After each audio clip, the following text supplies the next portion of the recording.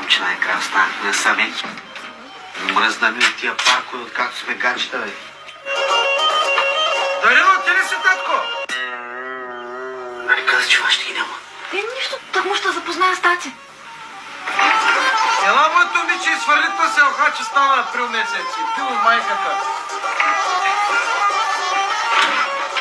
Тук е охата на тера.